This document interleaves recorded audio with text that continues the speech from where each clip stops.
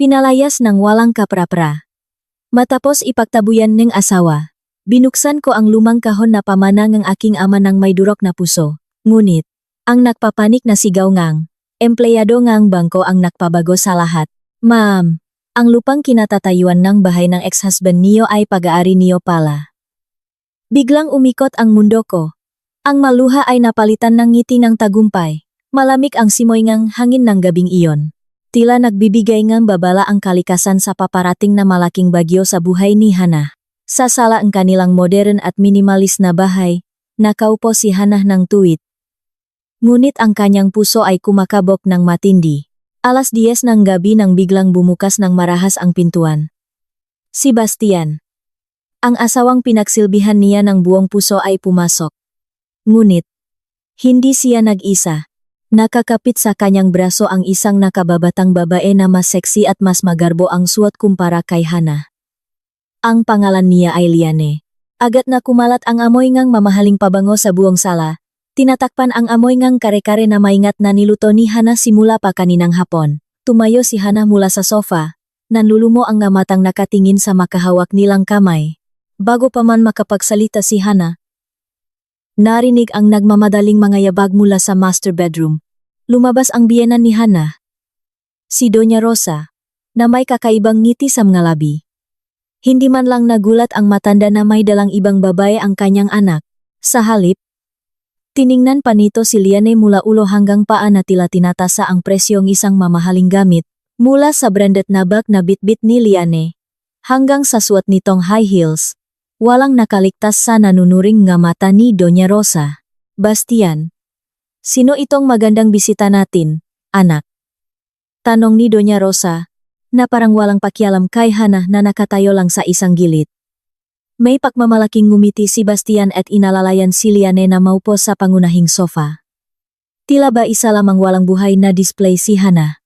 Si Liane po, ma, ang bago kong mapapangasawa. Anak siya ng isang mayamang politiko at may-ari ang minahan sa probinsya. Mas may klase. At ang pinakamahalaga, hindi siya baok. Hindi tulad ng babaeng nandiyan.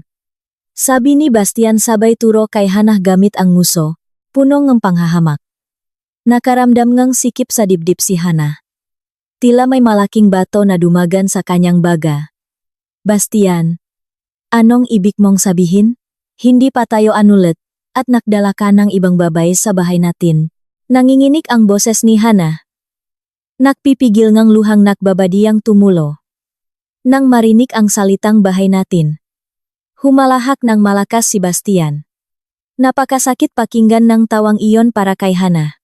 Suminghal din ng patuya si Doña Rosa. Bahay natin? Huwag kang mangarap, Hana, sigaw ni Bastian. Ang gwapo nitong muha ay namula sa galit at kayabangan.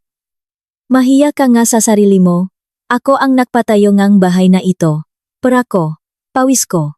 Nakikitira at nakikikain ka lang. Anong ambag mo? Wala, ni hindi mo nga ako mabigyan ng anak. Sinubukan ni Hana na ipagtanggol ang sarili kahit paos na ang boses niya. Pero Bastian, ako ang sumuporta sa'yo noong nagsisimula ka pa lang. Noong bumaksak ang negosyo mo, ibinenta ko ang mapamanang alahas ng nanay ko para may magamit kang puhunan. Ako ang nag-asikaso ng pra natin hanggang sa umasenso tayo ng ganito. Sus, yung nga mumurahing alahas mo lang, isusumbat mo pa. Putol ni Doña Rosa sa mataas na tono. Naglakat ito papalapit kay Hana at pinandilatan siya. Makinig ka, Hana.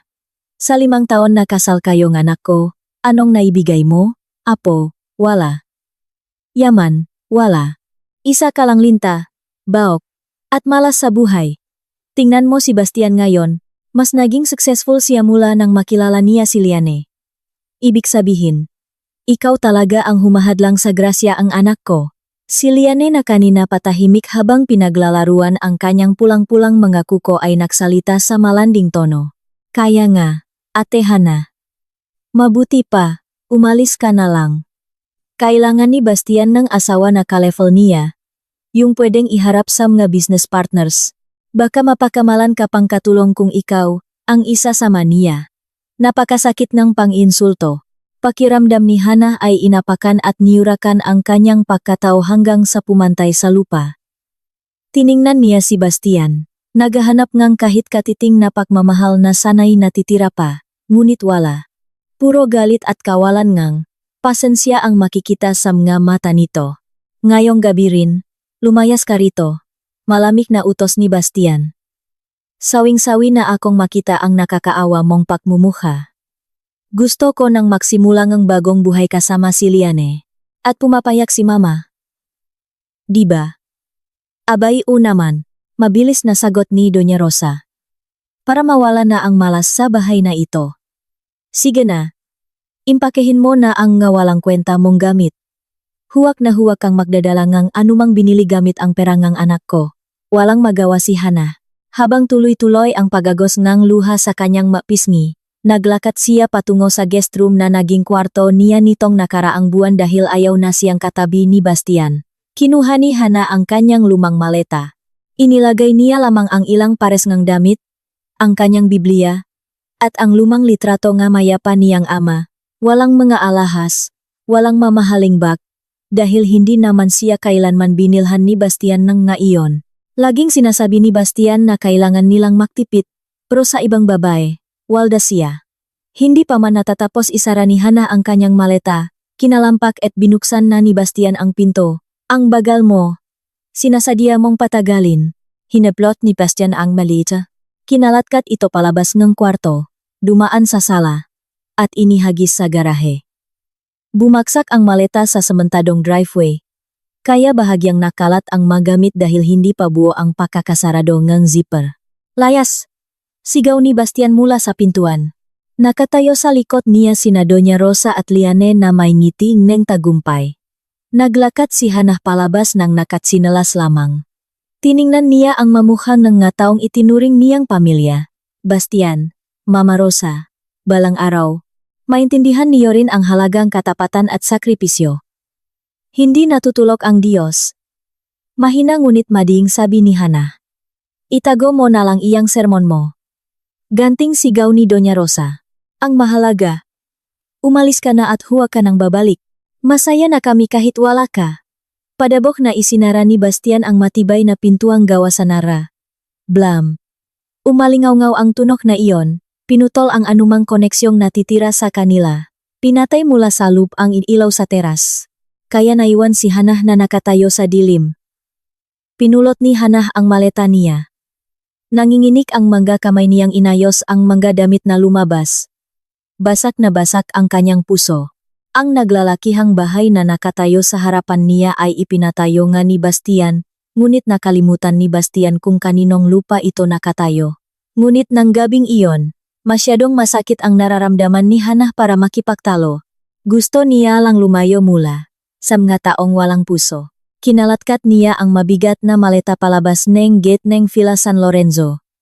Ang gwardiya ng subdivision na laging binabati ni Hana ay naguguluhang nakatingin sa kanya. Yumuko na lamang si Hana para itago ang kanyang muktong nga mata. Patuloy siyang naglakad sa tahimik na bangketa. Walang pupuntahan. Walang sapat na cash sa pitaka. At wala nang babalikan. Sa di kalayuan, nagsimulang kumulog.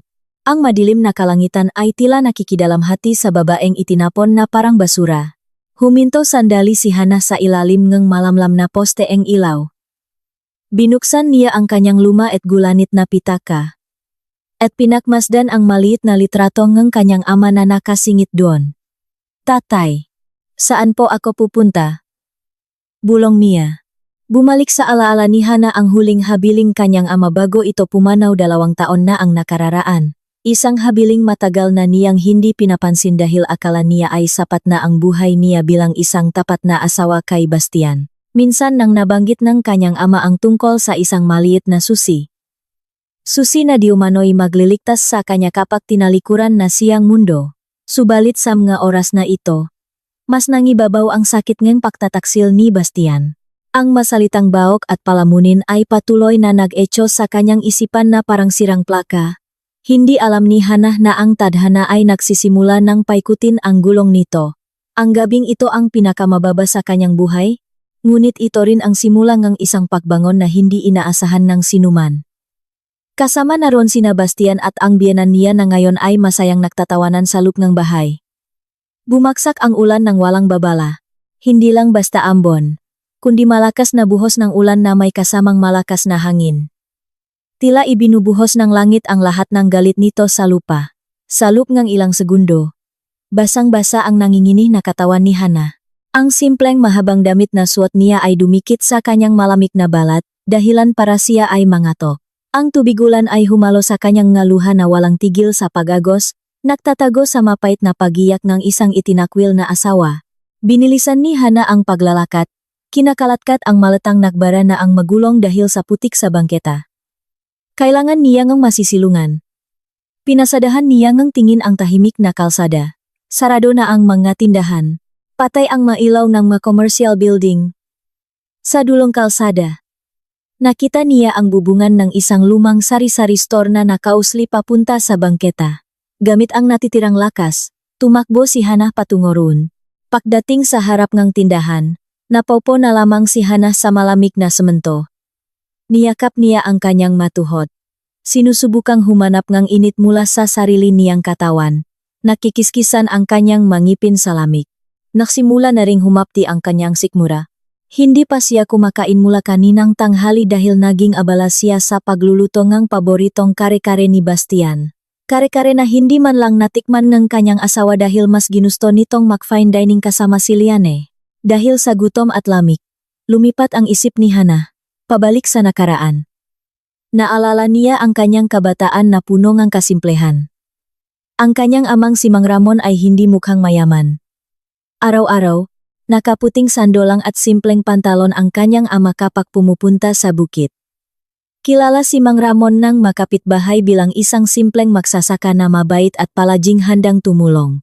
Tandang-tanda ni Hana, isang hapon noong nagsisimula ng magkasakit ang kanyang ama, tinawag siya nito sa tabingang kama. Maputla ang mukha ng tatay niya, mabigat ang pahinga, pero seryoso at matalim ang nga matang nakatingin sa kanya. Hana, anak ko, sabi ng kanyang ama nun habang ang magagaspang na kamay nito ay nakahawak sa kamay niya. Wala akong gaanong kayamanan na nakikita ng ibang tao. Pinalaki kitang simple para maging matatak ka.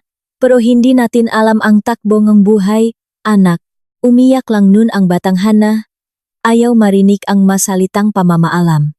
Pero nagpatuloy ang kanyang ama. Makinig kang mabuti. Kung dumating ang araw na gipit ka, kung ang asawa mong mabait ngayon ay magbago at maging masama, o kung wala ka ng matatakbuhan, pumunta ka sa Premier Wealth Bank. Hanapin mo ang kumpare kong si Tito Dante. Siya ang branch manager dun. Para saan po? Tay. Inosenteng tanong ni Hana nun. Buksan mo ang box number 08, bulong ng kanyang ama, na tila natatakot na may makarinig. Ang susi. Isiningit ko sa lumang leather wallet ko na sira na. Ibinigay ko sayo yon noong 1 linggo, di ba? Huwag mong iwawala ang susing yon. Hana, yan ang huli mong alas. Huwag mong bubuksan maliban na lang kung talagang wasak na wasak ka na at wala ka ng ibang pagpipilian. Napakalinaw ngang alalang iyon sa isip ni Hana. Kasing linaw ngang kitlat na gumuhit sa kalangitan ngayong gabi. Sa loob ng maraming taon, itinago ni Hana ang gulanit na pitaka sa pinakailalim ng kanyang bag bilang isang remembrance. Hindi niya kailanman inusisa ang laman nito dahil nagtiwala siya kay Bastian. Naniwala siyang lagi siyang poprotektahan ng asawa kaya hindi niya na kailangan ang lifebuoy mula sa kanyang ama. Napakabobo niya. Gamit ang nanginginig at basang mga kamay, kinuha ni Hana ang luma niyang sling bag. Kinapa niya ang pinakailalim nito. Hinawi ang nga nagamit na tissue at resibo mula sa palengke. Nahawakan ng nga daliri niya ang magaspang at tuklap-tuklap na balat. Ang lumang pitaka ng tatay niya. Inilabas ito ni Hana. Kupas na kulay brown. Napakapangit na nito kumpara sa modernong wallet ngayon. Gamit ang liwanag mula sa posteeng ilaw. Binuksan ni Hana ang pitaka. Walang laman. Ni isang kusing. Wala. Nagpanik si Hana. Tay, nasaan po yung susi? Humihikbing tanong niya. Kinapa niya ang bawat singit ng pitaka. Wala. Nagsimula siyang lamunin ng kaba. Nakamali ba siyang alala? Nalaglag ba ang susi? Binaliktad ni Hana ang pitaka. Kinapa ang punit na tahi salub. Biglang may nakapa ang kanyang daliri na isang maliit at matigas na umbok sa likod ng punit na tela salub. Bumilis ang tibok ng puso ni Hana. Gamit ang natitirang lakas, pinunit niya pa ng kaunti ang tela. Isang maliit na susi. Kulay pilak ito pero nangingitim na dahil sa kalawang. Ang laki nito ay hindi hihigit sa kanyang hiniliit. Mukha itong napakaluma at simple. Hindi tulad ng ma-high-tech na susing vault sa mapelikula. Pero sa hawakan nito, may nakaukit na maliit na numero. Kahdeksan. Mahigpit na hinawakan ni Hana ang susi sa kanyang dibdib. Muling tumulo ang kanyang maluha. Pero sa pagkakataong ito, hindi dahil sa lungkot, kundi dahil sa pag-apaw ng emosyon at pangungulila sa kanyang ama. Kahit patay na ito, patuloy pa rin siyang binabantayan nito. Napredik na palang ang kanyang ama na mangyayari ang pinakamasamang sitwasyong ito. Salamat po, Tay. Bulong ni Hana sa gitna ng buhos ng ulan. Bukas. Pupunta po ako doon. Hahanapin ko po si Tito Dante. Hindi umaasa ng malaki si Hana. Sa kanyang simpleng pag-isip, baka ang laman ng kahon ay kaunting ipon ng tatay niya, o baka manatitirang gintong alahas ng nanay niya, hindi siya ambisyosa. Inaasahan niya lang na sapat ang laman nito para makapagrenta siyang maliit na bed space ang ilang buwan at makaroon ng puhunan para makapagbenta ng lugaw o tapsilok. Gusto niya lang mabuhay matapos siyang itapon ni Bastian. Hindi niya gustong maging pulubi. Lumalalim na ang gabi, pero hindi pa rin tumitila ang ulan. Gayunpaman, medyo gumaan ang pakiramdam ni Hana. Isinandal niya ang kanyang ulo sa sementadong pader ng tindahan. Unti-unti siyang dinalaw ngantok dahil sa matinding pagod ng kanyang katawan at isip, habang yakap ang bag na naglalaman ng mahalagang susi. Sinubukan ni Hana na ipikit ang kanyang mga mata. Muling nag-flash sa kanyang isipan ang mayabang na mukha ni Bastian at ang mapanuyang ngiti ng biyenan niya. Ako ang nagpatayo ang bahay na ito gamit ang prako. Wala kang karapatan kahit sa isang bloke ang sementorito. Umalingaw-ngaw na naman ang mga salitang iyon. Tingnan lang natin. Bastian, sa isip ni Hana, ipapatunayan ko sa iyo na kaya kong mabuhay nang wala ka. Tatayo ako sa sarili kong mga paa. Hindi alam ni Hana na ang maliit na susing hawak niya ay hindi lang basta susingang isang deposit box. Ito ang susi na magbubukas ng isang malaking lihim mula sa nakaraan. Lihim na magpapaikot ng sitwasyon ng 180 degrees. Lihim na magpapakita kung gaano kakatawa-tawa at kabobo ang kayabangan ni Bastian at Doña Rosa. Sa di kalayuan, dahan-dahang sumikat ang araw. Nagdadalangang bagong pag-asa para kay Hana na nakatulog sa sahig ng sari-sari store. Bukas ang araw ng pahuhukom. Naghihintay ang Premier Wealth Bank, at nang hindi niya nalalaman, inihahanda ng tadhana ang pinaka-eleganteng paganti para sa anak ng isang asendero na buong buhay na nakpakumbaba. Kinaumagahan. Sikat ang araw na tila nang iinsulto sa sinapit ni Hana na natulok lang sa karton sa labas ng tindahan kagabi.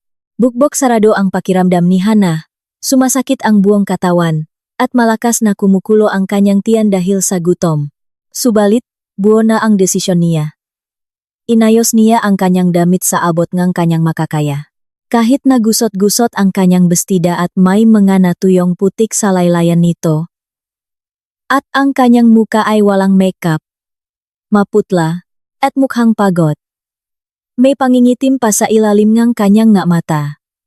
Habang hinihila ang kanyang maleta, naglakat si Hana patungo sa gusaling ng Premier Wealth Bank sa sentro ng lungsod.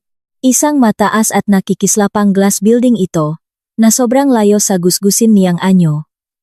Ang Premier Wealth Bank ay kilala bilang bangko ng mamilyonaryo at VIPs. Pagdating sa harap ng malaking automatic glass door, isang maskuladong gwardiya na naka-uniforme ang humarang sa kanya. Mapanuri ang tingin ng gwardiya mula ulo hanggang paa kay Hana na nakatsinalas lang. Sorry ma'am, saan po kayo pupunta? Tanong ng gwardiya sa medyo masungit na tono. Nakataas ang kamay para pigilan siya. Napalunok si Hana, sinusubukang ipunin ang kanyang lakas ng loob. Ano po? Papasok po ako. May kailangan lang po. Mahinang sagot ni Hana. Suminghal ang gwardiya. Tiningnan ang luma niyang maleta. Kung manlilimos po kayo o magpapabarya. Hindi po ito ang tamang lugar, ma'am. Bangko po ito para sa mga priority clients. Doon na lang po kayo sa ibang bangko o sa palengke. Namula ang pisngi ni Hana. Sanay na siyang hiyain ni Bastian at ng biyenan niya. Pero ang hiyain ng isang estranghero sa pampublikong lugar ay masakit pa rin. Hindi po ako pulubi, kuya. Kliyente po ako rito. Gusto ko pong makausap ang branch manager niyo. Si Mr. Dante. Nang marinig ang panggalang Mr. Dante, lalo lang tumawa nang nakakonsulto ang gwardiya. Naku, ma'am. Busy po si Mr. Dante. Wala siyang oras para harapin ang kung sino-sino lang. May appointment po ba kayo o priority card? Wala po akong card. Pero anak po ako ni Mang Ramon. Kumpare po ni Mr. Dante. Parang awan niyo na. Papasukin niyo po ako. Pakiusap ni Hana. Nagtutubig na ang mga mata. Nakalangan sandali ang gwardiya. Pero nang tingnan ulit ang suot ni Hana, bumalik siya sa kanyang naisip. Naku, tigilan niyo na ang pagawangang kwento. Ang daming nakukunwaring kakilalang boss para makahinging pera. Umalis na kayo bago pa ako tumawag ng ibang kasama para kalatkarin kayo palabas. Dahil sa kaunting komosyon, napukaw ang atensyon ng ilang mayayamang kliyente na kabababa lang mula sa kanilang nga SUV. Tiningnan nila si Hana nang may pandidiri, tinatakpan pa ang mga ilong. Tila ba may nakakahawang sakit si Hana. Halos sumuko na si Hana. Tumalikot na siya, handa nang maglakad palayo dala ang basak na puso. Ngunit naalala niya ang maliit na susi sa kanyang bulsa. Iyon na lamang ang kanyang pag-asa. Hindi siya pwedeng umatras. Sa kanyang pagiging desperada, sumingit siya sa gilid ng gwardiya noong bumukas ang automatic door para sa isang lumalabas na kliyente. Hoy Ale! Bumalik ka rito! Sigaw ang gwardiya na nagpanik at hinabol si Hana sa lupeng malamig at mabangong lobby ang bangko. Biglang nagkagulo ang tahimik na lobby. Tumakbo si Hana patungo sa pinakawalang taong counter. Sa likod ng salamin, isang batang babaeng teller na may name tag na Cindy ang nagulat at nandiring tumingin sa kanya. Miss, tulungan mo ako. Gusto kong buksan ang safe deposit box. Humahangos na sabi ni Hana habang inilalapak ang maliit at kinalawang na susi sa makintap na marmol ngang counter. Napaatras si Cindy, ang teller na mukhang alagang-alaga sa derma. Hindi niya hinawakan ang susi. Sa halip, tumingin siya sa gwardiya na papalapit na. Kuya Guard, pakilabas nga ito. May nakapasok na taong grasa. Matinis na sigaw ni Cindy. Mahigpit na hinawakan ng gwardiya ang braso ni Hana. Sinabi ng bawal pumasok Ang kulit mo rin ano? Halika sa labas. Bitiwan niyo ko. Gusto kong makausap si Mr. Dante! Nagpupumiglas si Hana. Tumulo na ang ngaluha niya. May dalin akong habiling ng tatay ko. Sus! Puro drama. Irap ni Cindy. Saan ka naman nakakita ngang mayaman na mukhang basurera? Ang mahal nga upa sa safe deposit box dito, Ale. Pambili mo nga ang pagkainwala, tapos magbubukas ka ang vault? Nahatakan sila. Bumaksak ang maleta ni Hana at gumawa ngang malakas na ingay. Ilang makliyente ang nagsimulang magreklamo dahil naingayan na sila. Anong nangyayari rito? Bakit may nakakagulo? Isang malalim at autoritatibong boses ang nagpatigil sa lahat. Lumingon ang mataw patungo sa direksyon ng private elevator. Isang medyo may edad na lalaki na naka-business suite ang naglalakad papalapit. Mahigpit ngunit, maamo ang kanyang mukha. Siya si Mr. Dante, ang branch manager ng Premier Wealth Bank. Agad na binitiwan ng gwardiya si Hana at yumukot ng may pagalang. Sorry po, Mr. Dante. May baliw po kasing nakpupumilit pumasok. Sinasabi niyang kilala niya raw kayo. Pinapalabas ko na po. Kumunot ang nuni Mr. Dante at tiningnan ang babaeng hinihimas ang masakit nitong braso. Magulo ang buhok ni Hana, mukto ang mamata. Ngunit nang maktama ang mamata nila, natigilan si Mr. Dante. Ang mamatang iyon kilalang-kilala niya ang tingin na iyon. Kamuhang-kamuha ito ngang matalik niyang kaibigan na sumakabilang buhay na. Teka. Lumapit si Mr. Dante. Hindi pinansin ang mga reklamo ni na Cindy at ng gwardiya. Sinitsigan niya ng megi ang muka ni Hana. Ikaw ba si Hana? Anak ni Hamon? Tumango ng mahina si Hana. Patuloy ang pagyak. Opo. Tito Dante. Ako po ito. Biglang nagbago ang mukha ni Mr. Dante.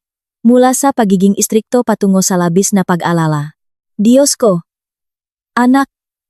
Bakit ganyan ang itsura mo? Inalalayan agad ni Mr. Dante si Hana. Walang pakialam kung madumihan man ang mamahaling suwet niya ngang putik mula sa damit ni Hana. Ano ba kayong mga tao kayo? Sigaw ni Mr. Dante kina Cindy at sa gwardiya. VIP guest ko siya. Tratuhin niyo siya ng may respeto. Namutla sina Cindy at ang gwardiya. Napanganga sila sa hindi makapaniwala. VIP guest ang babaeng mukhang taong grasa na ito? Tito, gusto ko pong buksan ang box number 008. Bulong ni Hana. Sabay pakitang maliit na susi sa kanyang kamay. Pakakita ni Mr. Dante sa susi. Lumaki ang mga mata niya. Alam na alam niya ang ibig sabihin ng susing iyon. Alam niya ang bigat ng lihim na nakatago sa likod ng numerong golo-golo 8. Dalhin niyo si Miss Hana sa VIP room ngayon din. Ipahanda niyo siya ng pagkain at may inom. At tawagin niyo si Miss Nelia, ang senior vault officer, para dalhin ang box 008 sa opisina ko. Madiing utos ni Mr. Dante, sa iba pa niyang staff.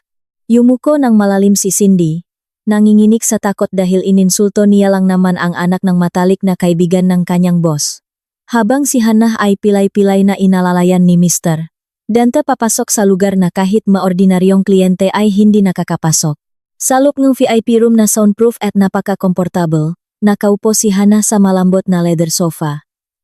Sa harap niya ay may mainit na kape at ilang pastries. Ngunit hindi man lang ito magalaw ni Hana. Kumakabok ng malakas ang dibdib niya.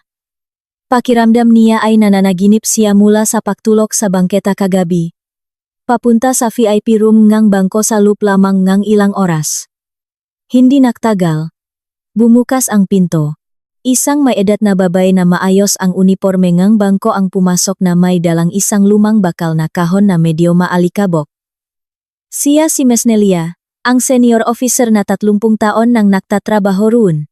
Maingat niyang inilapak ang kahon sa mesa sa harap ni Hana, na tila ba gawa ito sa pinakanipis na salamin. Ito na po ang kahon, Mr. Dante, magalang nasabi ni Miss Nelia. Tumango si Mr. Dante at tumingin kay Hana. Hana, buksan mo na. Nasa iyo ang susi, di ba? Nanginginig na kinuha ni Hana ang kinakalawang na susi at ipinasok sa butas. Click! Rinig na rinig ang malutong na tunog ng pagpihit ng susi.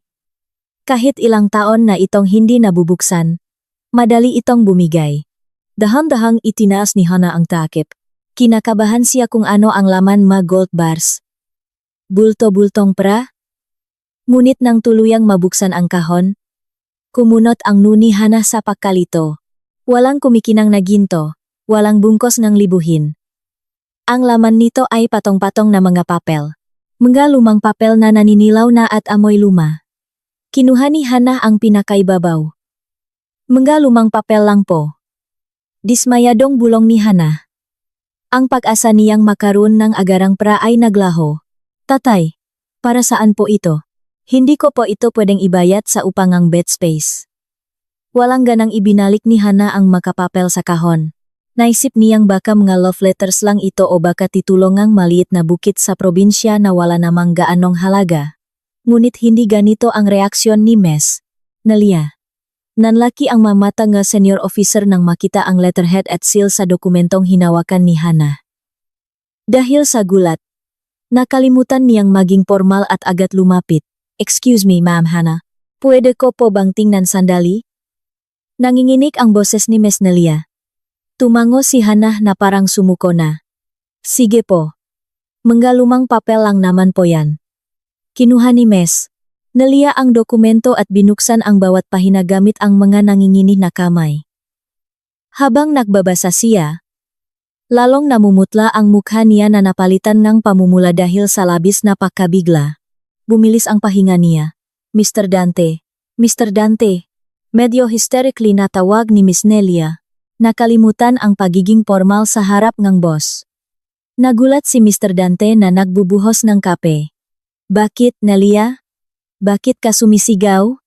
Kailangan niyo pong makita ito. Bilis, sir. Nakakaloka ito. Nakakaloka. Inabot ni Missy Nelia ang dokumento kay Mr. Dante. Kinuha ni Mr. Dante ang dokumento at nagsimulang magbasa. Habang lumilipas ang mga segundo, lumaki rin ang mga mata ng manager. Bahagyang nakaawang ang bibig niya. Titingin siya kay Hana, tapos sa papel, at pabalik kay Hana. Hana, pause ang boses ni Mr. Dante. Bakit po? Tito? Mga utang po ba yan ng tatay ko? Inosente at natatakot na tanong ni Hana. Wala po akong pambayad kung may utang siya. Hindi anak. Hindi utang. Mabilis at matinis na putol ni Miss Nelia dahil sa labis na excitement. Ma'am Hana, alam niyo ba kung ano ito? Naguguluhang umiling si Hana. Napalunok si Ems. Nelia. Sinusubukang pakalmahin ang sarili. Ito po ay isang orihinal na Transfer Certificate of Title, TCT, at hindi po ito basta lupang bukit. Ma'am, titulo itong 5 ektaryang lupa. Sa Villa San Lorenzo. Para bang tumigil ang paktibok ng puso ni Hana. Villa San Lorenzo.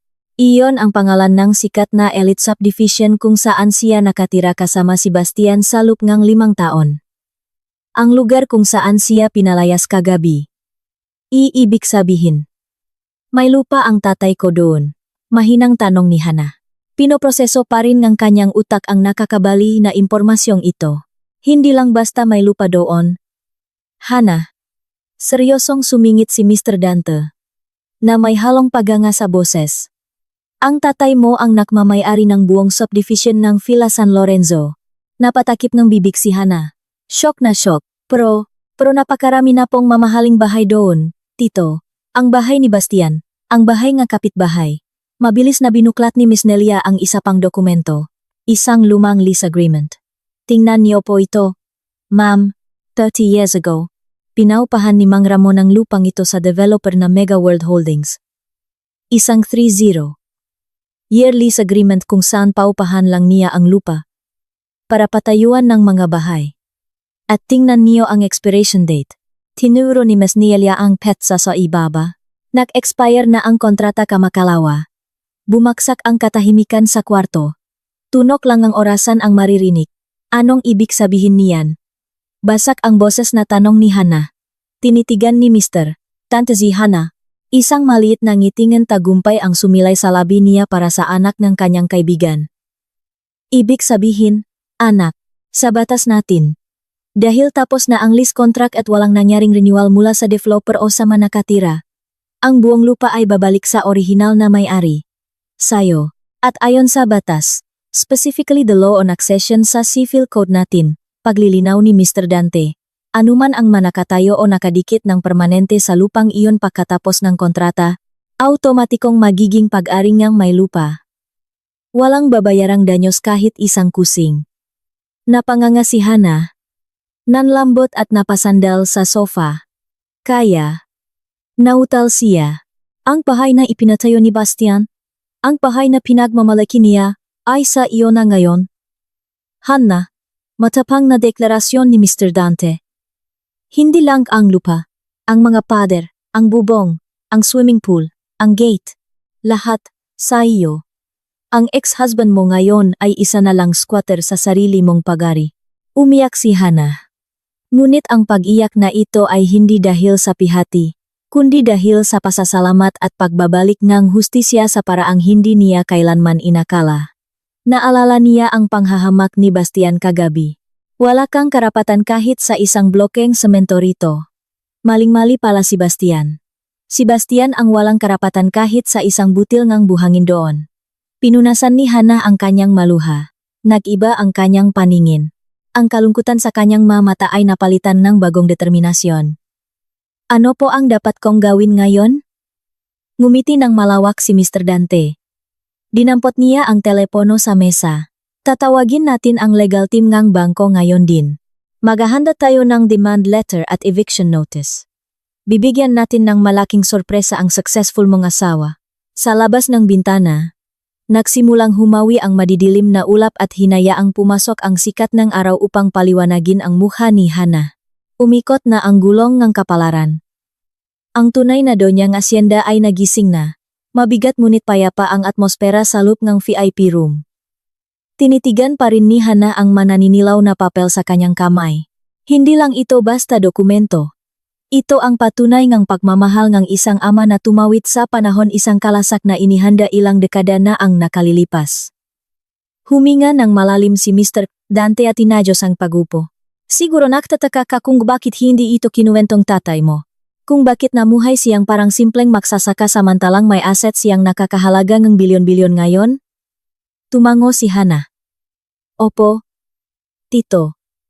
Laging sinasabi ni tatay na kailangan naming magtipid. Ni hindi nga po siya bumibili ng bagong damit. Ngumiti ng mapait si Mr. Dante. Kakaibang tao si Ramon. Visionary siya. 30 years ago. Puro talahiban at palayan lang ang lugar na iyon.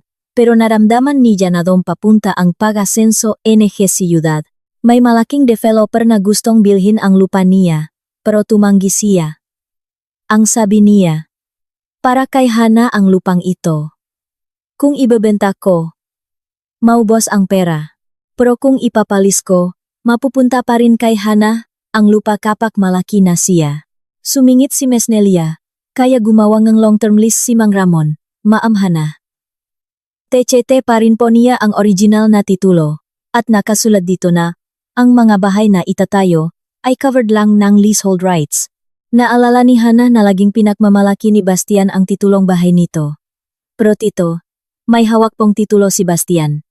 Kulay asul na papel, lagi niyang sinasabing siya ang legal na may-ari. Iyon ang contract of lease o leasehold title.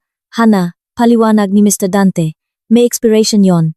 At dahil tapos na nung isang araw ang 30 years, paso na ang karapatan ni Bastian na tumira doon. Nanginginig si Hana nang maalala ang kayabangan ni Bastian. Iyon pala. Nagpatayo siyang kastilyo sa ibabaw ng buhangin na ano rin din ng panahon. Kaya, hindi po ako pulubi? Mahinang tanong ni Hana. Tumulo ulit ang luha niya. Pero luhang nakahinga ng maluwag. Natawa si Mr. Dante, tawang may halong ironya. Anak, ikaw na ang legal na may-aring ng 5 ektaryang lupa sa pinaka-elite na subdivision sa bansa. Ikaw ang landlord ng dandang milyonaryo, kasama na ang ex-husband mo. Ang net worth mo ngayon ay nasa 10 milyon o bilyon na. Natahimik si Hana. Ang paninikip ng dip-dip niya ay napalitan ng kumpiyansa. Naalala niya kung paano siya maliitin ni Liane at ng kanyang biyenan. Sa papel pa lang, mas mayaman siya ngang 10 beses kaysa sa kanilang lahat. Paano po ang gagawin natin, tito? Wala po akong alam sa batas. Pag-amin ni Hana, kami ang bahala. Ang legal team namin ang magiging representatives mo, sagot ni Mr. Dante.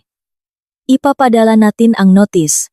Magbabayad ba sila ng current market value o lalayas sila? Bayad o layas, bulong ni Hana. At para kay Bastian, dagdag ni Mr. Dante. Dahil sa ginawa niya sa iyo, pwede nating pabilisin ang proseso.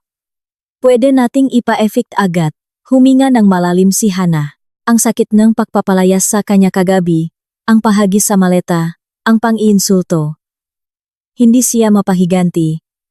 Pero tao lang siya, inihanda ng ama niya ang espadang ito. Kaya dapat niya itong gamitin. Gawin po natin kung ano ang nasa batas. Tito, matatak na sabi ni Hana. Iba na ang kislap ng kanyang mga mata. Gusto niyang ipamukha sa kanila na ang anak ng magsasaka na nilait nila ay ang mismong nakmamay-ari ng lupang tinatapakan nila. Samantala, sa Villa San Lorenzo, walang kaalam-alam ang pamilya ni Bastian na ang lupang kinatatayuan nila ay unti-unti nang bumubuka para lamunin ang kanilang kayabangan. Mataas na ang sikat ng araw. Sa bahay ni Bastian, maingay ang mamakina at pukpok ng martilyo dahil sa malawakang renovation. Nakatayo si Bastian sa likod bahay. Nakasyades at nakabukas ang butones ng polo. Umiinom ng juice. Pinapanot niya ang pagiba sa hardin ng nga rosas at sampaguita na inalagaan ni Hana ng maraming taon. Giniba ito para tayuan ng malaking swimming pool para kay Liane. Sirain niyo lahat yan, kuya. Walang ititirang ugat. Sigaw ni Bastian sa tsapatas. Lumabas si Liane na nakamaikling dress. Yumakap kay Bastian. Babe, gusto ko ang imported na tiles from Italy para sa pula. Ayoko ang lokal, mukhang cheap. Malanding sabi ni Liane. Hinalikan ni Bastian ang no ni Liane. Kahit ano para sayo. Babe. Madami tayong pera. Lumabas rin si Doña Rosa na may dalang merienda para sa mga karpintero. Naku, ang saya-saya ko na magiging maganda na lalo ang bahay natin. Kung nun pa sana kayo nakpakasal ni Liane, di sana dati pa tayo may pool. Yung si Hana. Napakakuripot, wala raw pera. Dapat daw mag-ipon. Ang joloks. Huwag niyo nangang banggitin yung malas na yon, ma, tawa ni Bastian. Mabuti umalis na ang palamunin. Bao kasi, duktong ni Liane. Nagtawanan silang tatlo. Sa gitna ng tawanan, nagdoorbell ang gisang courrier sa gate. May delivery po para kay Mr. Bastian. Nainis na kinuha ni Bastian ang isang makapal na brown envelope. Nakita niya ang logo ng isang law firm at ng Premier Wealth Bank. Credit card statement na naman o insurance. O baka naman nagpapaawa yung si Hana at humihingi nga alimony gamit ang mumurahing abogado pang-iinsulto niya. Inihagis lang ni Bastian ang sobre sa isang maalikabok na lamesa malapit sa construction, hindi man lang binuksan. Hayaan mo yan diyan. Kung manghihinging pera yon, kahit 5 wala siyang makukuha. Sa akin nakapangalan ang lahat ng assets, mayabang na sabi ni Bastian.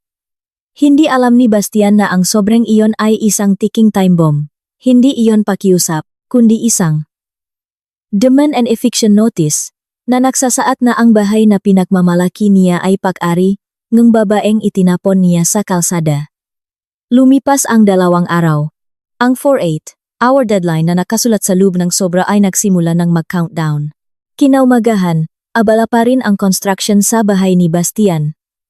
Papasok sana si Bastian sa opisina. Suot ang kanyang mamahaling suit. Naghahanda rin si Doña Rosang baon nito sa labas. Biglang may tumigil na itim na Toyota Alphard sa tapat ng gate nila. Kumunot ang nu ni Bastian. Sino yan ma? Bumukas ang sliding door ng van. Unang bumaba ang isang formal na lalaki si Ati. Mendoza mula sa bangko. Sumunod nitong inalalayan pababa ang isang napaka-eleganteng babae. Nakasuot ito ng isang modern at mamahaling Filipiniana-inspired na dress. Nakaayos ang buhok, at may light na makeup na lalong nakpalitaw sa ganda niya. Muha siyang mas bata ang 10 taon. Walang bakas ng pagiging losyang at pagod. Nanlaki ang nga mata ni na Bastian at Doña Rosa. Halos mahulog ang panganila nang makilala kung sino iyon. Hahana. Naistatwa si Bastian. Naglakat si Hana papasok sa gate na parang siya ang may-aring buong mundo, kasunod sina Ati, Mendoza at Mr. Dante. Napatigil ang mga karpintero sa pahanga sa aurang ng bisita. Anong ginagawa mo rito? Bulyaw ni Bastian para itago ang gulat. Sabi ko wag ka nang babalik dito. Manghihingi kang pera. Wala akong ibibigay sayong bao ka. Sumingit si Doña Rosa. Aba. At may gana ka pang makrenta ang magandang damit at sasakyan para lang makunwaring mayaman?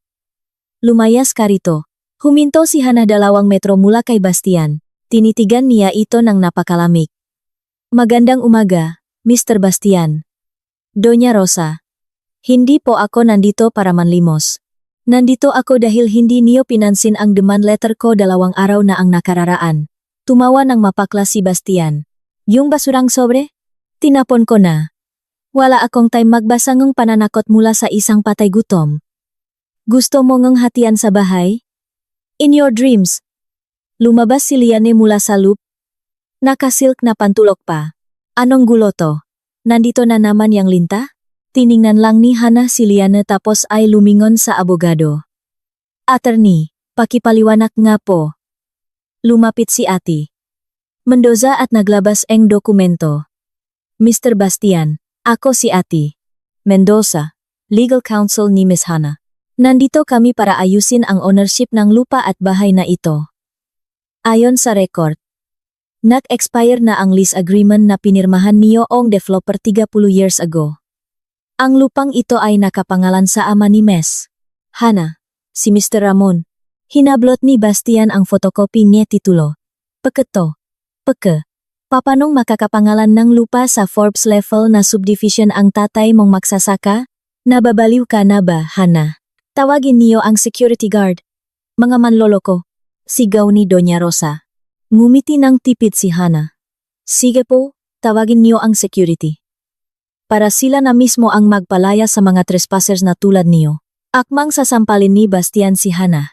Ngunit mabilis na nahawakan ni Mr. Dante ang braso nito at pinilipit ng kaunti. Subukan mong saktan ang kliyente ko at sa kulungan ang bagsak mo, banta ni Mr. Dante. Mientras tanto, dumating ang isang village patrol char. Bumaba ang village manager, si Mr. Santos. Tuwang-tuwa si Bastian. Mr. Santos, mabuti nandito kayo, hulihin niyo tong mato, nagdadala ng pekeng titulo. Ngunit naglakat si Mr. Santos palampas kay Bastian at dumiretso kay Hana. Yumukot ito ng malalim. Good morning po, Miss Hana. Pasensya na po sa pagkukulang ng management namin. Kaka-verify lang po namin sa head office na tapos na nga ang list ng subdivision sa yumaong Mr. Ramon. Parang binuhusan ng yelo si Bastian. Nabitawan ni Doña Rosa ang hawak niyang tupperware, kumalat ang ulam sa sahig. Mr. Santos, nagbibiro ba kayo? Namumutlang tanong ni Bastian. Bahay ko to. Akin ang titulo. Sorry Mr. Bastian. Leasehold rights lang po ang inyo. Dahil hindi nag-renew ang pamilya ni Miss Hana, legally, wala na po kayong karapatan sa lupang ito. At ayon sa batas, anumang improvements gayang gahay ay pag-ari na rin ng may lupa. Malungkot na sagot ni Mr. Santos. Gumuho ang mundo ni Bastian.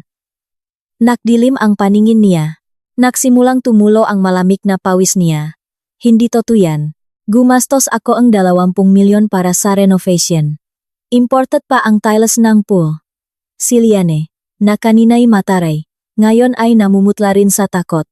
Mabilis na nag-calculate ang isip niya. Kung walang bahay si Bastian, ibig sabihin, wala itong pra. Lumapit si Hana kina Bastian. Gaya nga nakasulat sa sulat na itinapon mo. Bibigyan kitang 2 patas na pagpipilian. Bastian. Tumingala si Bastian na may munting pag-asa. Unang option. Pwede kang manatili rito at bilhin ang lupa. Ang current market value ng lupa rito ay 100,000 pesos per square meter. 200 square meters ito. So, kailangan mong magbayad sa akin ng 20 million pesos in cash within 24 hours. 20 milyon? Sabay na sigaw ni Bastian at Rosa. Nabaliw ka na ba? Saan ako kukuha ng 20 million cash? Lubok na ako sa utang dahil sa kasal namin ni Liane at sa renovation na to. Sabunot ni Bastian sa sarili. Nakibit balikat si Hana. Problema mo na yon. Noong humingi ako ang barya pang palengke, sinabihan mo akong magastos. Ngayon, sasabihin mong wala kang pera. Pinalaki ni Liane ang mata niya. Ubos na ang pera ni Bastian. Bankrupt na. Kung hindi mo kaya ang unang option, nagpatuloy si Hana na mas matigas ang boses. Option 2. Lumayas kayo sa bahay ko within 24 hours. Pero, yung mga gamit namin? Yung aircon? Yung expensive kitchen cabinets? Nakpapanik na tanong ni Doña Rosa. Sumagot si Ate Mendoza, ayon sa batas, anumang nakadikit na sa bahay fixtures ay pag-ari na ni Miss Hana. TV, kama, damit, at personal na gamit lang ang pwede niyong dalhin.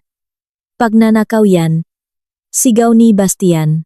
Isipin mo na lang na pambayat yan sa emosyonal na danyos noong pinalayas mo ako ng umulan, malamig na ganti ni Hana. Tiningnan niya ang relo niya. Bukas ng alas 9 ng umaga. Pabalik ako rito kasama ang mga pulis at sheriff. Kapag nandito pa kayo, ipapakulong ko kayo for trespassing at illegal detainer.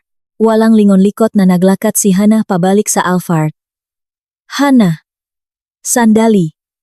Mag-usap tayo. Asawa pa rin kita. Conjugal property natin to. Abol ni Bastian. Isinantabi na ang gapride. Uminto siya na nang hindi lumilingon. Conjugal property? Nakalimutan mo na ba ang prenuptial agreement na ipinilit mong pirmahan ko na what is yours is yours? Bukod doon, namana ko ang lupang ito. Walang conjugal properties sa namana. Inherited properties. Sayo na ang kayabangan mo. Pumasok si Hana sa sasakyan at umalis. Bumaksak si Bastian sa semento. Para siyang patay. 20 milyon pesos. Imposible siyang makautang ngayon dahil mabablacklist ang kolateral niya. Dahan-dahang umatras si Liane at pumasok sa loop. Samantalang si Doña Rosa ay nagsimulang umiyak at maglupasay. Iniyakan ang magiging buhay niya sa kalye eksaktong kapalaran na idinalangin niya para kay Hana. Karma is real. Ika nga. Kinabukasan. Nalaman ni Bastian na nag-impake na si Liane. Bitbit nito ang mga mamahaling Louis Vuitton luggage. Babe, saan ka pupunta? Tanong ni Bastian na desperado. Uuwi na ko sa magulang ko. Akala ko ba bilyonaryo ka? Squatter ka lang pala sa bahay nga ex mo. Sayang lang ang ganda ko sa iyo. Bankrupt ka na nga. Makukulong pa. Sumakay si Liane sa Grab at umalis. Nasaktan si Bastian ng husto. Ang babaeng ipinakpalit niya kay Hana ay iniwan siya agad nang mawalan siyang pera. Pagdating ng alas 9 ng umaga, dumating si Hana kasama ang mga pulis, sheriff, at moving team. Nakasimpleng puting damit na lang si Hana. Nakita nilang nakaimpake sa mga karton ng noodles ang mga gamit ni Bastian. Umiyak si Doña Rosa na yakap ang garapon ng biskwit. Biglang tumakbo si Doña Rosa at lumuhot sa paanan ni Hana. Hana! Anak! Parang awa mo na. Huwag mo kaming palayasin. Matanda na ako. Saan kami titira? Wala na kaming pera. Tinangay pangang malanding si Liane yung nga alahas ko. Di ba mahal mo si Mama? Tiningnan ni Hana ang babaeng nanlait sa kanya. Dahan-dahan niyang inalis ang kamay ni Doña Rosa. Hindi niyo na po ako manugang. Isa na lang po akong landlord na nagpapaalis ng squatter. Sabi niyo nga po dati, malas ako. O heto po. Pinaalis ko na kayo para hindi kayo malasin. Layas. Kinarga ngang mapulis ang natitirang mangkarton at damit. Iniwan nila ang TV, sofa, at aircon, lahat iyon ay legal na pag-ari na ni Hana. Sa harap nga mga sismosang kapitbahay na dati nilang nilalait, naglakat sina Bastian at Rosa, hila-hila ang kanilang mga maleta sa ilalim ng tirik na araw. Pinalayas sila ng batas at ng karma. Lumapit si Mr. Dante kay Hana. Ano nang plano mo? Hana? Titira ka ba rito? Maganda ang bahay. Umiling si Hana. Nakangiti. Hindi po, tito. Masyadong maraming masamang alaala rito. Ibebenta ko po ang buong lupa sa Machondo Developers. Yung kikitain po, gagamitin ko pang puhunan sa catering business. Yung sobra po, gusto kong magpatayo ng foundation, ampunan, at isang kapilya sa probinsya natin. Ipapangalan natin sa tatay ko. Ramon Memorial Foundation. Mas matutuwa po ang tatay doon. Naluha si Mr. Dante at tinapik ang balikat niya. Napakabuti mo, anak. Siguradong nakangiti ang tatay mo sa langit. Makalipas ang 6 na buwan. Sa isang masikip at maputik na squatter area, maririnig ang bungangaan. Bastian, puro ka na lang tulog, mahanap ka ng pasahero. Gutom na ako, gusto kong ngare-kare. Sigaong tuyot na si Doña Rosa. Inihagis ni Bastian ang kanyang angkas helmet. Nangingitim siya sa araw. Ma, tumigil nga kayo. Pasalamat nga kayo may pambili pa tayo nga asin. Kung hindi niyo sana ako sinusulan na hiwalayan si Hana, nakatira pa sana tayo sa mansyon. Ito na ang naging araw-araw nilang buhay, pagsisisihan ang nakaraan sa gitna ng matinding kahirapan. Sa kabilang banda, sa isang malawak at luntiang compound sa probinsya, nagdiriwang ang mga ulila sa bagong tayong ampunan at kapilya. Sa gitna nila ay si Hana. Masayang namimigayng footpacks. Mas maganda, mas masaya, at mayaman hindi lang sa pera kundi sa pagmamahal. Natutunan ni Hana na ang tunay na yaman ay hindi ang nakatago sa vault, kundi ang kayamanang naibabahagi sa iba. At tungkol kay Bastian, matagal na niya itong napatawat. Ngunit pinatunayan ng Diyos na kapag ang isang mabuting asawa ay sinaktan, ang langit mismo ang maniningil.